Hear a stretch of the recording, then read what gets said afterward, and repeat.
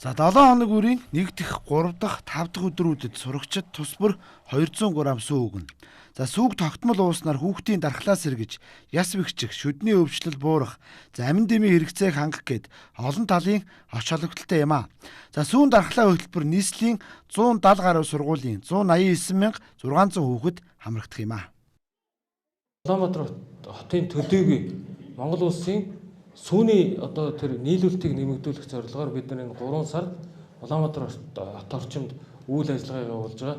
Сүүний фермерийн үйл ажиллагаа эрхлэгчдэд энэ сүүний үнэ худалдаж авахтан зориулсан нэн хөнгөлөлтөй зээлийг бид нар олгохоор ингээд бэлтгэл ажил хангагдж байна. За ингэснээр бид нар жилийн 4 улирлын турш импортын биш яг дотооддоо хүүхдийн эрүүл мэндэд хамгийн таатай нөхцөл боловсруулалт хийсэн сүүнүүдийг бас эх жилээс бид нар илүү хэмжээгээр ханган нийлүүлэхээр ингээд ажиллаж байна. Сүүний үйлдвэрүүдэд нэлээдгүй бид нар уулзалтууд хилцээрүүд хийгээ явж байгаа. Одоо удахгүй фермерүүдтэй уулзнаа. Нийт ялангуяа өсвөр наснд заашгүй чухал хэрэгцээтэй юм амин дэмүүд агуулгадаг гэж судалгаагаар тогтоосон байдаг. Тийм учраас хүүхдүүд таах маань энэ сүүгээ тогтмолсоо хэрэгжилж байгаарай. Тэгээ саяны судалгаагаар нийслэлийн хүүхдүүдэд ер нь 49% нь л нэг дунджаар 110 г орчим сүү хэрэгжилж байгаа нь шаардлагатай түвшнээс эрс бага байна. Саяны судалгаагаар 50 гаруй хувь 7 хоногт огт сүү хэрэгжилж байгаагүй гэж гарсан гэж танилцуулагдаж байна. Ийм учраас сүү бол ялангуяа хүүхэд наснд маш чухал ач холбогдолтой хүнс тэжээл юм. За Монгол улсын энэ бэлчээрийн мал аж ахуйн сүүний амт шинж чанар ямар үлээ?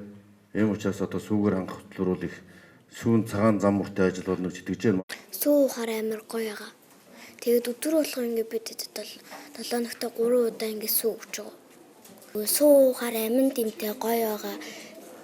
Тэгээд нэг 7 хоногт 3 удаа сүү өгдөг.